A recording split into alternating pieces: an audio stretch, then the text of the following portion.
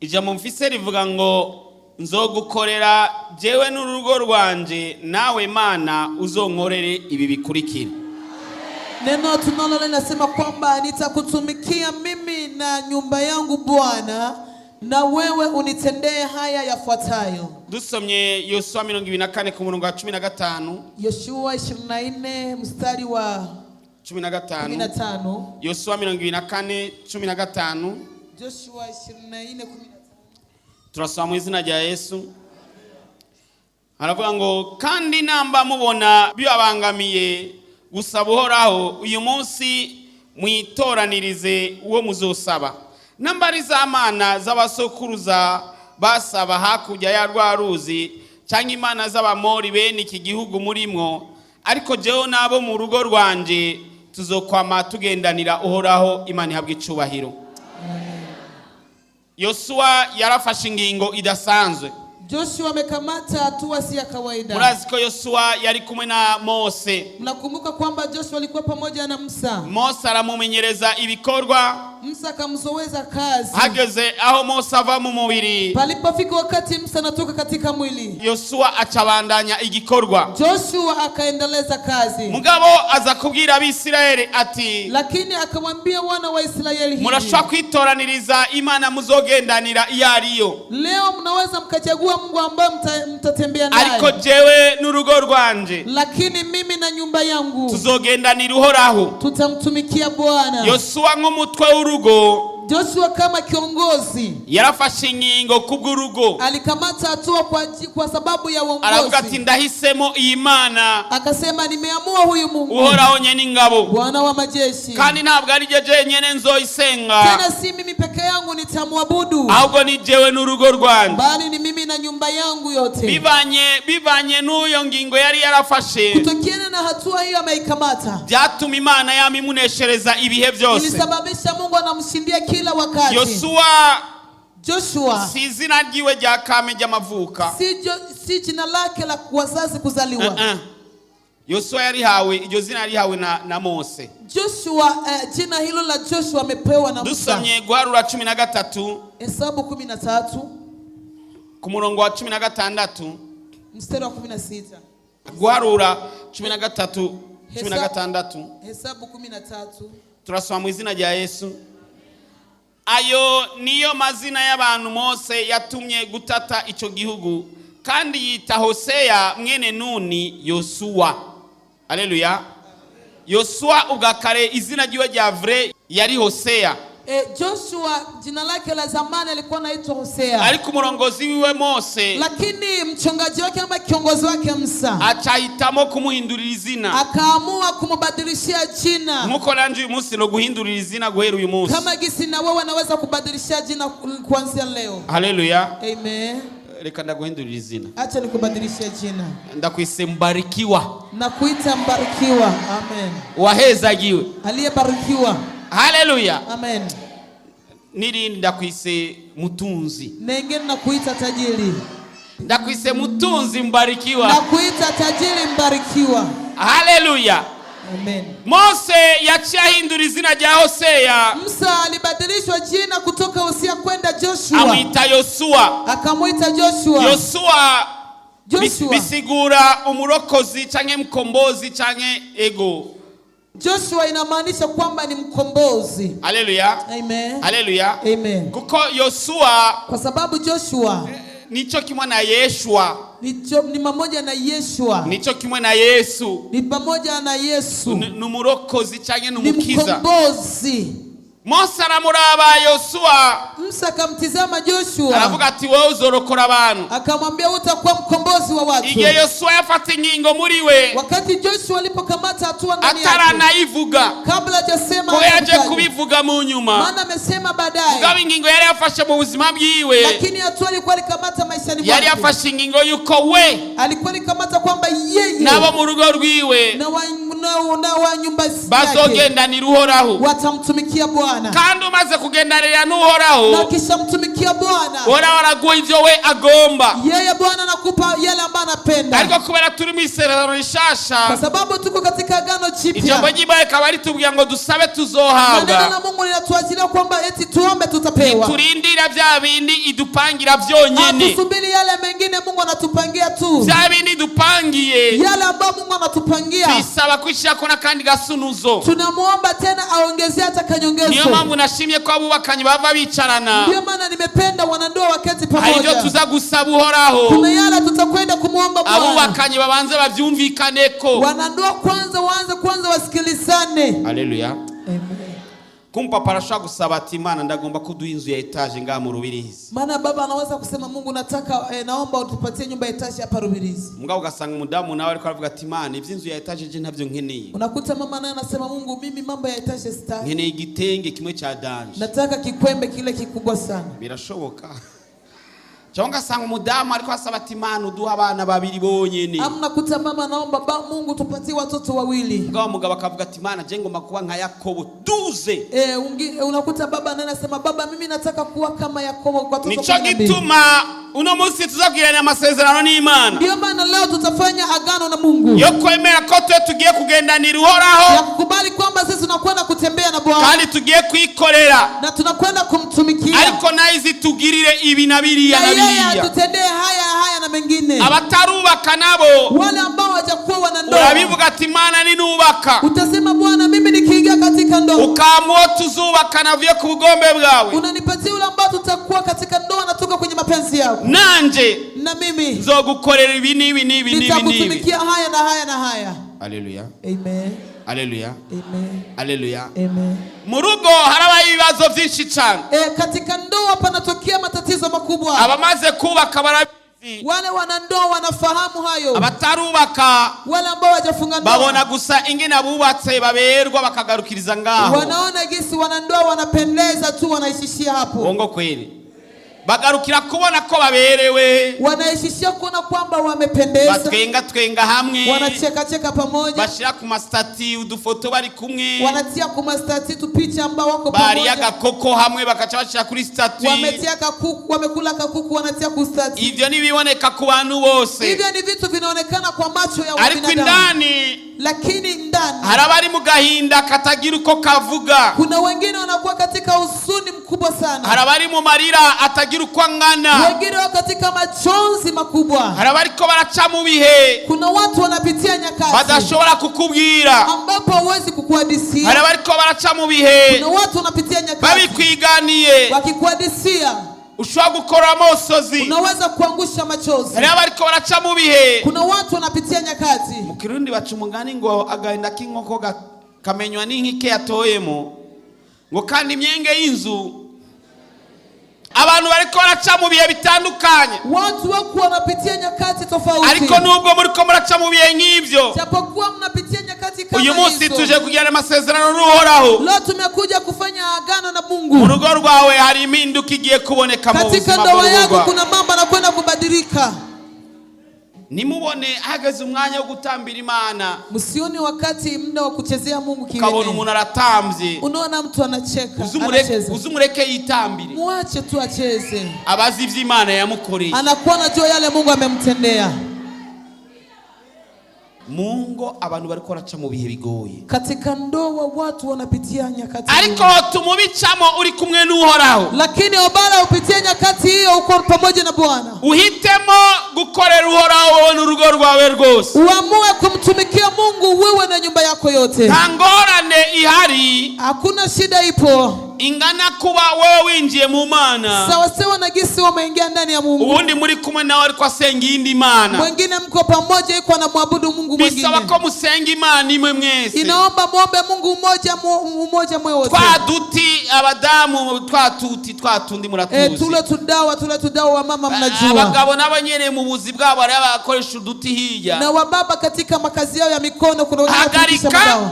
urugo rwawe urushire mu biganza by'Uhoraho. Simamisha ndoa yako uitie mikononi mwa Mungu. N'abantu bigisha Imana. Hata watoto wafundishe Mungu. Hapana kubona umwana yambaye mini ukaryoherwa. Hapana kuona mtoto wako anavaa mini unafurahia. Hapana kubona umwana akora ibidashimisha Imana uryoherwa. Hapana kuona mtoto anafanya yasiyo kwa mapenzi ya Mungu unafurahia. Wewe n'urugo rwawe, wewe na nyumba yako, bijane kuhoraho, peleka mbele za Mungu. Mazorazo kwa mari kumwe nawe. Hapo Bwana atakuwa pamoja nawe. Yaba ku murango no mwijoro. Ikiwa mchana ama usiku. Nawe musore, na wewe kijana, bwira Imana ku rugo rwawe. Mwambie Mungu kwamba ndoa yako ruzoba mu Imana.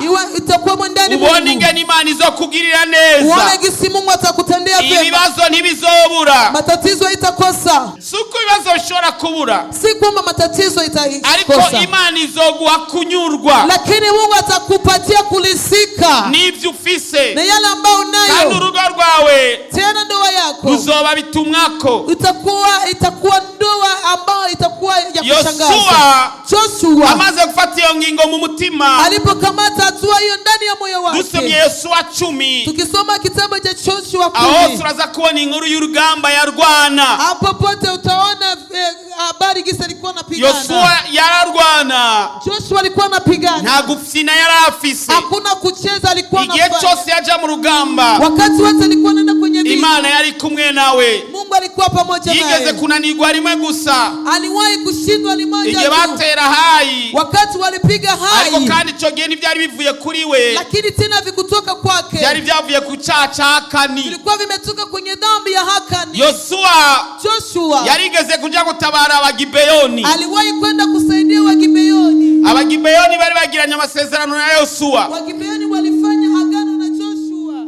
Abami babakikuje. Afu wafalme ambao wanawafuata. Umwami wa Yerusalemu. Mfalme wa Yerusalemu. N'abandi bami. Na wengine wafalme. Bacha bagira ishari. Wakakuwa na wivu. Baravuga ati Gibeyoni ko agiye gusezerana na Yoshua. Kwa sababu Gibeyoni nakwenda kuahidiana na Joshua. Yoshua ni yari umwami. Joshua hakukuwa mfalme. Ni yatwara igihugu. Hakukuwa naongoza nchi. Yari umusirikare w'Imana wo mu rwego rwo hejuru. Alikuwa jeshi wa Mungu katika ngazi ya juu. Bacha baza gutera Gibeyoni. Wakakuja kushambulia Gibeyoni. Umwami w'Gibeyoni mfalme wa Gibeyoni achaza gutabaza Yoshua. Wakakuja kuomba usaidizi kwa Joshua. Yoshua caragenda gutabara. Joshua kaenda kusaidia. Ngoma ndakwereka ingene Imana yabana na Yoshua. Nataka nikuoneshe gisi Mungu alikuwa pamoja na Joshua. Bivanye nuko yafashe ingingo nziza. Tena na gisi amekamata hatua yuko we n'urugo rwiwe bazogendanira Uhoraho. Kwamba yeye na nyumba yake watamtumikia Bwana. Arakubita abami 5. Akapiga wafalme 5. Ibihugu 5. Nchi 5. Biza gukubitwa na Yoshua. Wakapigwa na Joshua. Hapana igihugu. Hapana nchi. Yoshua ni cyari igihugu. Joshua haikukuwa nchi. Yarafise abasirikare biwe. Alikuwa na majeshi wake maalumu. Achaja gutabara. Akaenda kusaidia. Akubita abami 5. Akapiga wafalme 5. Amaze kubakubita bimwe byadanje. Alipowapiga kuwamaliza. Buragoroba. Kaingia. Ataraheza atarabaherengeteza. Baada ya jamalizia. Nishavu. Na hasira. Nukwizera kwinshi. Na imani kubwa. Aravuga ati wazuba we. Akaambia jua, we jua. Hagarara. Simama. Izuba riremera rirahagarara. Jua ikakubali kasimama. Hallelujah. Amen. Hallelujah. Amen. Amen. Arabwira izuba ati wazuba we hagarara. Akaambia jua usimame. Babwira izuba rihagarare. Alipoambia jua isimame. Ngo nukwezi kwache kugumaho kwari kugeze. Hata mwezi ulisimamia mali ulikuwa na. Turafise ubasha bwo kubwira ibibazo kanaka ngo bihagarare. Tuna mamlaka kuambia shida fulani zisimame. Nibyari bifise umugambi wo kuhaza bikaca bigarukira aho byari bigeze. Na vile vilikuwa na shaba ya kufukuja na vinasimamia huko vinakuja. Yoshua arakubita. Joshua akapiga. Akapiga. Amaze kubakubita kumwe kwa danje. Alipowamalizia wote. Ngo abami 5. Wafalme 5. Bose wote baja kunyegera mu isenga. Wakaenda kujificha huko mafichoni. Abami bahunga. Wengine wakakimbia. Abami bahunga umwene igihugu Yoshua. Wafalme wakakimbia raia Joshua. Ndaguhinduye izina nawe. Na kubadilishia jina na wewe. Uwaye Yoshua nawe. Umekuwa Joshua na wewe. Hallelujah. Amen. Hallelujah. Haleluya. Amen. Yosuwa baza bamubwira ati urazi gavye. Joshua akamwambia unajua mzee. Ati abami batanu bahungiye mu isenga. Wale wafalme watano wameenda kujificha. Yosuwa avuga ati acarungika abantu. Joshua akatuma watu. Ati genda muce muraja masenga mazibiremo nibibuye imiryango yao muhugara. Eti pita katika ala mafichamo yao muwaziwie na majio ati mugabo rero. Lakini tena muce mubandanye tubandanye kwanza urugamba bo mubareke. Muendelee wao muache tuendelee vita. Arabandanye rakubitera. Akaendelea kapiga. Ajeje aherengeteje. Alipomalizia achagaruka kuri babami batanu. Akarudi kwa wale wafalme watano. Achahamagara bakomanda. Akaita makamanda. Arabwira ati mbafungure bakura muri ayo masenga. Akawaambia wafungulieni muwatoe kwenye mafichamo haya. Ati mubahonyore kwizosi. Eti wakanyageni kwenye shingo. Abami babica babahonyora kwizosi. Wafalme wakawaua wakakanyaga kwenye shingo. Haleluya. Amen. Yosuwa acabwira Abisirayeli, reka dusome 10:25 kuri Yosuwa nyine. Joshua sura ya 10 mstari wa 25. Havuga ngo Yosuwa arababarira ati ntimutinye nimuranduka imitima mushikame mushiramanga kuko ari kuhora azokwamagirira abansi banyu bose muzorwanya. Oya yamenesi. Iyo amenasi. Zeka nsubiremo. Yosuwa arababarira ati ntimutinye nimurandika imitima mushikame mushiramanga kuko ari kuhora azokwamagirira abansi banyu bose muzorwanya. Amena. Yesu abahezagire cyane. Yesu abariki sana. Barabahonyora kugakanu. Wakawakanyaga kwenye shingo. Kugingomezi za Yosuwa. Kwa sababu ya nguvu ya Joshua. Bivanye niki. Kutokiana na nini? Nuko yasezeranye n'Uhoraho. Kwa sababu ameahidiana na Bwana. Ati jewe n'urugo rwanjye. Eti mimi na nyumba yangu. Tuzogendanira Uhoraho. Tutamtumikia Bwana. Haleluya. Amen. Wa mujene we. Wewe mgali Uhoraho ati. Mwambie Bwana hivi. Ukamu rugo. Ukinipa ndoa. Jewe nanje. Mimi na mimi. N'urugo rwanjye. Na ndoa yangu. Zogendanira Uhoraho. Tutakutumikia wewe Bwana. Aurera yakabazo. Hapo kuna swali. Hari abakobwa avuga ati je ko natevye kurongorwa. Kuna binti anasema mimi nimekawia kuolewa. Nubwo hazozo udakishijwe ntangura. Hata kama patakuja mtu aokoke una shida. Urumva kwa rugo rwanyu muzogendanira Uhoraho gute. Unasikia ile ndoa yenu mtatumikia Bwana. Hari umusore avuga ati nabonye agakobwa nabonye ako gakobwa. Mwingine gasema nimeona kabinti Nubwo katakijijwe. Hata kama kaokoke. Ati ntangorane. Hakuna shida. None rwa rugo rwa uzogendanira Uhoraho gute. Je, ile nyumba yako itamtumikia? Hari umugabo yitwa Nabali. Kuna baba alikuwa anaitwa Nabali.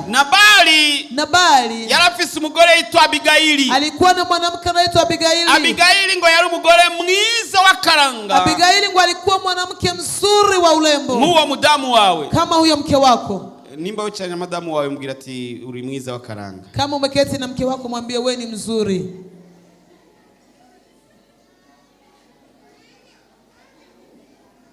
Mundabiri umugabo atabibwiye umugore wiwe.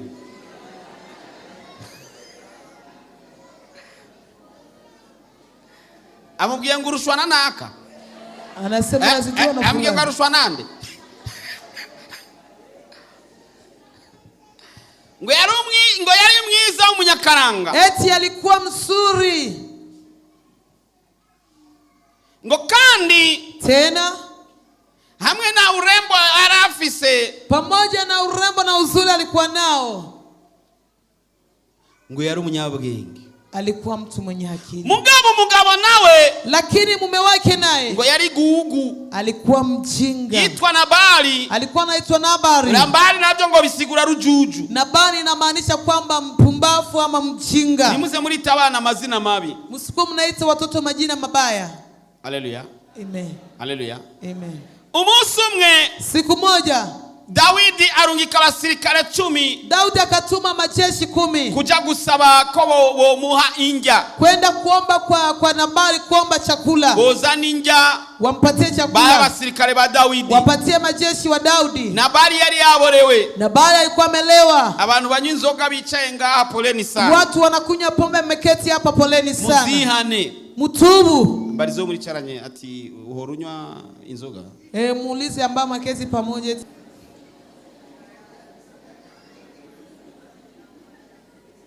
Chumumbira ati nutaziheba zige gukoresha makosa. Mwambie usipoziacha zinakwenda kukutumikisha makosa. Nabali achatuma babandi achatuka babandi Dawidi yarungika. Nabali akatukana wale majeshi Daudi ametumana pale. Kandi abasirikare ba Dawidi na majeshi wa Daudi ni wabacungerera umutekano. Ndio walikuwa kama walinzi kwao. Barabacungerera umutekano. Walikuwa na walinda. Intama ziwe zirazigamwa. Kondoo zake zikalindwa. Kandi yari umutunzi Nabali. Na alikuwa tajiri Nabali. Umusuri izina rero Dawidi amaze kurungika abasirikare biwe. Siku moja Daudi alipomaliza kutuma majeshi wake. Nabali arabatuka arabambika ibara. Nabali akawatukana kabisa. Mwanzererezi mwe. Eti mwe Dawidi ni biki? Daudi ni nini? Umuhungu wa Isaya ni inde ngaha? Mtoto wa Isaya ni kama nani katika baba bahungu bagenda kuibwira barabahungu 10. Wale wagarusu wake na kuambia Daudi. Bagenda kuibwira Dawidi. Wakamwambia Daudi. Daudi ati yo mugabo jewe ugo rugabo je nararuzigamye. Daudi akasema mimi hicho cha naume nimekilinda. Tunamurindira ivyiwe. Tukachunga na vitu vyake. Tunalala majoro. Tunalala usiku. Na tumusavye impamba y'abasirikare banje uko niko abishu. Tunamwomba chakula cha majeshi wangu hivyo ndio kisa na wajibu. Achatuma abasirikare 400. Akatuma majeshi 400. Ati mkuleho ni gihema. Eti kabisa hata kitu chote mwangamize. Bwana saidie sana. Amen. Bwana saidie tena. Amen. Dawidi amaze afate ngingo. Daudi alipokamata hatua hiyo. Abatago nanje nigire. Akasema acha na mimi niende. Bagenda bazananye. Wakaenda pamoja. Na Abigaili siyo yarari muhira. Abigaili hakuwa nyumbani. Uwundi umukozi arabimubwira ati burya databurya. Ndipo mtumishi akaambia mama Abigaili boss. Ameharibu mambo. Yagenze kuna kuria. Amefanya hivi na hivi. Abigaili ngo yari umugore w'ubwenge. Eti Abigaili alikuwa mwanamke wa akili. Esi chomu mu mama cyangwa umwigeme ari ngakagira ubwenge nk'ubwa Abigaili. Shakunipa mama iko hapa mama ama binti iko hapa na kuwa na akili kama Abigaili. Uko niko yabigenjeje. Akasema hivyo ndio gisalifanya. Atereka ndakwereke. Acha nikuoneshe. Acachumba magari ubwo nyene. Akasonga maugari hapo. Amarobe menshi. Marowe menshi. Bakerera manuze nyama intama. Wakachinja makondo. Arategura ibintu byinshi cyane. Akaandaa vitu vingi sana. Arungika abantu ati nyaruka mugende munyitangire. Akamwambia ati nendeni mbele zangu mumushire Dawidi. Mwende mumpelekee Daudi. No charagenda. Na akaenda. Ahuye na Dawidi. Alipokutana Daudi. Atarafukama. Apiga magoti chini. Aramusaba imbabazi. Akamwomba msamaha. Aravuga ati nutubabarire. Akasema baba utusamehe. Sio narindi. Mimi sikuwe. Mugabo wanje waziko yitwa Nabali. Unajua kwamba mume wangu anaitwa Nabali. Urazi zina niryo muntu. Jina ndo mtu. Bisigura rujuju. Inamaanisha mchinga. Muharire na buja bujuju bwiwe. Msamehe na uchinga wake. Abizerofa iraho. Kirofa ingapa. Aramusaba imbabazi. Akamwomba msamaha. Dawidi avuga ati Daudi akasema avuga ati Imana iguhezagire. Mungu akubariki kubw'ubwenge bwawe. Kwa sababu ya akili yako. Haleluya. Amen. Mugabo Dawidi rero. Lakini Daudi naye. Sinibaza ko yamuraba uko nyene. Siwazi kwamba amemtizama tu kwa jicho la kifupi tu. Ndibaza yararaba n'ubwiza bwiwe. Nadhani kwamba ametizama hata urembo wa uzimamvu. Unajua sababu? Ngwinyuma y'imisi 10. Eti baada ya siku 10. Imana icayica Nabali. Mungu akamuua Nabali. Bivanye naje amajambo yabwiye umuntu yasizwe amavuta n'Imana. Kutokea na yale maneno machafu ameambia mtu mpakaliwa mafuta na Mungu. Ego bijya yabwiye abakozi ba Dawidi, abasoda ba Dawidi. Yale ameambia watumishi wa Daudi. Atuka Dawidi. Anamtukana Daudi. Imana ikirabimuhora. Mungu akamwadhibu kwa hiyo. Acharapfa. Akafa. Dawidi yumvise ko Nabali apfuye. Daudi aliposikia kwamba Nabali amekufa. Yaciye. Alifika. Iyo nguru ndaziko muyizi yaciye achura Abigaili. Alifika anachukua jiko Abigaili. Achura Abigaili. Alichukua Abigaili. Haleluya. Amen. Haleluya. Amen. Bisigura kwigira Abigaili yavuga ati baba. Unaona baba. Ati ngo Abigaili avuga kunyene murabibo. Unaona baba. Unaona mume wangu ni mjinga baba. Unabona umugabo wanje ni kijuju mutse. Unaona ujinga wake baba. Unabona ujuju bwiwe mutse. Unaona baba unaona. Ati papa urabona unabona. Ndibaza ko Dawidi yakuma. Na waza Daudi alisema. Kumbe yasengera mutima tikigabo chopfa nani nocha ndamutwa. Lakini kumbe alikuwa anaombea ndani ya roho eti kibwana kife ni mpe. Haleluya. Amen. Jama byabaye. Vinakuwa vinatokea. Buja kukilio haraba mu byinshi. Kwenye kilio panakuwa vitu vingi. Haje umuntu arapfa. Mtu anakufa. Uzubirabe. Uangalie. Habaye umumama apfuye. Pakiwa ni mama amefariki. abaza kumesa n'abaza kubiriyo cyane. Wale watakuja kufua na wanaokuja kwenye kilio sana. N'abapfakazi ni wajane wa kike n'abakobwa bafite imyaka ikwiye nyene iri hejuru. Na mabinti wako na umri mkubwa. Haleluya. Amen. Uzubisuzu muzombwi. Wewe ucheki utanambia. Umupapa gapfa. Baba anakufa. Yasize amahera. Anaacha pesa. Atasize amahera ntangorane. Kama kuacha pesa. Mugabo yasize inoti mu ya vrai. Kama ameacha pesa ya kuonekana. Abapfakare wajane wa kiume na ya misore yabigize umwuga na wale vijana ambao wamefanya kama desturi nibo bakita wao ndio wanapita sana. Nibo bakita bagakora cyane. Ndio wanapita sana, wanatumika sana. Muze mubisuzume. Wewe muangalie tu hivyo. Dawidi sinzi ivyo yaraba. Daudi sijui muchura. Lakini yeye amejipatia imani kugiria neza. Mungu akutendee vema. Kugira amasezerano n'Imana. Ufanye ahadi na Mungu. Y'urugo rwawe ruze rugende neza. Ndoa yako iwe salama. Imani y'ubwenge umudamu wawe. Mungu ampe akili mke wako. Ubwenge Abigaili yarafise. Kama akili mama Abigaili alikuwa nayo. Imani y'ubwenge umugabo wawe. Mungu ampatie akili mume wako. Ubwenge Yoshua yarafise. Kama akili Joshua alikuwa nayo. Imani y'ubwenge umukobwa uzotwara. Mungu apatie akili binti utakayemuoa. Ubwenge bwa Abigaili. Kama akili ya mama Abigaili. Imani y'ubwenge umugabo azogutwara. Mungu apatie akili mume atakayekuoa. Ubwenge bwa Yoshua. Kama akili ya Joshua. Tugiye kugira amasezerano. Tunakwenda kufanya agano. Na muntu numwe azokurwanya ngo agushobore. Hakuna mtu atakupiganisha ati akuweze. Ni imani izobikora ku bazokurwanya bose. Ndio si Mungu atafanya kwa wale ambao watakupiganisha wote. Abo muzohangana bose. Wale mtapambana nao. Iwazichuza. Watachutia. Uko imani igiye kugwana mu ruhande rwawe. Kwa sababu Mungu anakwenda kupigana upande wako. Ni wahitamo kugenda niruhoraho. Ukiamua kumtumikia Mungu. Wewe n'urugo rwawe. Wewe na nyumba yako. Wewe n'umugore wawe n'abana. Wewe na mke wako na watoto. Wewe n'umugabo wawe n'abana. Wewe na mume wako na watoto. Kurwanya ariko ntibazokunesha. Watakupiganisha lakini hawatakushinda. Uzoca mu mazi ntazokurengera. Utapita kwenye maji haitakumaliza. Uzoca mu muriro ntuzokugira ikintu. Utapita kwenye moto hutaungua. Kandi abakugwanije. Na waliokupiganisha nubwo bazoza bagwijwe na gatanu. Hata kama watakuwa wamejiongezea mara 5. Uzoburi hejuru kuri bo. Utakuwa juu yao. Imani izokugira umutwe ntizokugira umurizo. Bwana atakufanya kichwa, atakufanya mkia. Nibakurwanya wakikupiganisha bazoza mu nzira ibo baje kukurwanya. Watakuja kwa